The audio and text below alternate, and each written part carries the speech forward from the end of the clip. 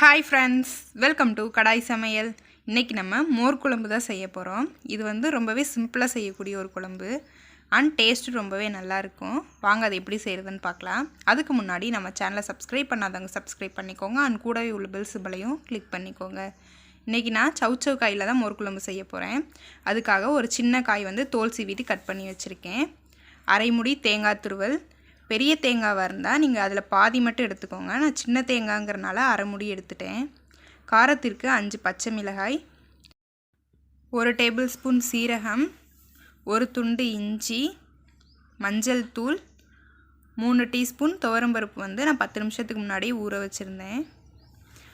1/2 litre தயிர். புளிச்ச தயிராக இருந்தால் குழம்பு நல்லா டேஸ்ட்டாக இருக்கும். தாளிக்கிறதுக்காக கடுகு, 2 வரமிளகாய், பெருங்காயத்தூள், கருவேப்பிலை. இது கூடவே இந்த குழம்புக்கு தேவையான அளவு உப்பு, தாளிக்கிறதுக்கு எண்ணெய். இவ்வளோ தான் இதுக்கு தேவையான பொருள். மோர் குழம்பு செய்கிறதுக்கு ஃபஸ்ட்டு நம்ம காயை வேக வச்சிடலாம். நீங்கள் நீர் காய்கறிகள் எது வேணாலும் எடுத்துக்கலாம். வெண்டைக்காயிலே மோர் குழம்பு பண்ணலாம், அதுவும் ரொம்ப நல்லாயிருக்கும். இப்போ காயெல்லாம் போட்டதுக்கப்புறமா காய் மூழ்கிற அளவுக்கு தண்ணி ஊற்றிக்கலாம்.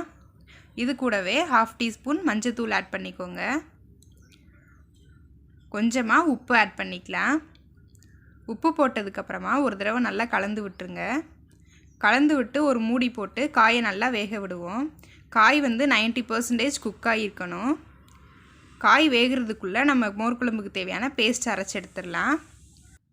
1 துண்டு இஞ்சி, 1 டேபிள் ஸ்பூன் சீரகம், அரை முடி தேங்காய்,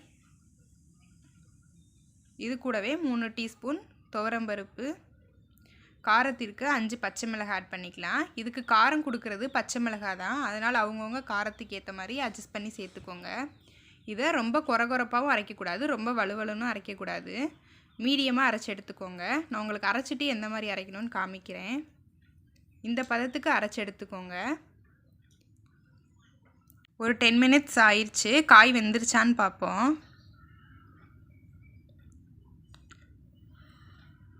கையில் அமுத்தி பாருங்கள் காய் வெந்துருச்சான்னு. பாருங்கள் நல்லா வெந்துருச்சு. இப்போ இது கூட நம்ம அரைச்சி வச்சுருக்க பேஸ்ட்டை ஆட் பண்ணிடலாம்.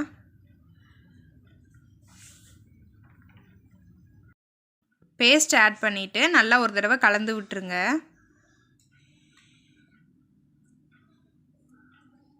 எல்லா பக்கமுமே மிக்ஸ் ஆகிற மாதிரி நல்லா கலந்து விட்டுறலாம். நல்லா கலந்து விட்டாச்சு. இது கூட 1 டம்ளர் அளவுக்கு தண்ணி ஊற்றிக்கலாம். நல்லா கலந்து விட்டதுக்கப்புறமா இந்த குழம்புக்கு தேவையான அளவு உப்பு சேர்த்துக்கலாம். நம்ம காய் வேகிறதுக்கு ஏற்கனவே உப்பு போட்டிருந்தோம், அதனால் பார்த்து அளவாகவே சேர்த்துக்கோங்க. உப்பு போட்டதுக்கப்புறமா ஒரு தடவை நல்லா மிக்ஸ் பண்ணி விட்டுக்கோங்க. இது ஒரு 5 நிமிஷத்துக்கு நல்லா கொதிக்கட்டும், அந்த பச்சை ஸ்மெல்லாம் போகிற வரைக்கும். அதுக்குள்ளே நம்ம எடுத்து வச்சுருக்க தயிரை வந்து அடித்து எடுத்துடலாம். தயிர் வந்து நீங்கள் குழம்புல ஊற்றுறதுக்கு ஒரு 5 செகண்ட் முன்னாடி அடித்தா போதும். ஃபஸ்ட்டே அடிச்சிட்டிங்கன்னா தயிர் ஒரு மாதிரி நீர்த்து போன மாதிரி ஆயிரும், டேஸ்ட் வந்து உங்களுக்கு மாறிடும். இதை நல்லா அடித்து எடுத்துக்கோங்க. குழம்பும் நல்லா கொதிச்சிருச்சு. இது கூட நம்ம அடித்து வச்சுருக்க தயிரை கொஞ்சம் கொஞ்சமாக கலந்து விட்டே ஊற்றிட்டே இருக்கலாம். இந்த மாதிரி ஊற்றுனீங்கன்னா தான் உங்களுக்கு தயிர் வந்து குழம்புல ஊற்றுனதுக்கப்புறமா திரிஞ்சு போகாமல் இருக்கும். கொஞ்சம் கொஞ்சமாக ஊற்றிட்டே இருங்க, கலந்து விட்டே, கேப் விடாமல்.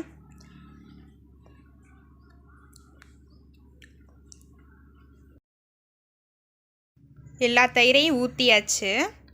தயிர் ஊற்றுனதுக்கப்புறமா குழம்ப கொதிக்க வைக்கக்கூடாது. நுரக்கட்டி வந்ததுக்கப்புறமா ஆஃப் பண்ணிடலாம். அது வரைக்கும் கலந்து விட்டே இருங்க.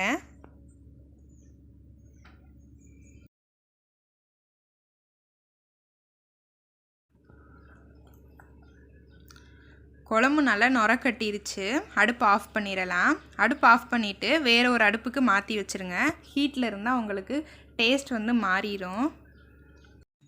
அதுக்கப்புறமா குழம்புக்கு தாளிப்பு கொடுத்துடலாம். தாளிக்கிறதுக்காக ஒரு தாளிப்பு கரண்டி வச்சுருக்கேன். அதில் கொஞ்சமாக எண்ணெய் ஊற்றிக்கோங்க.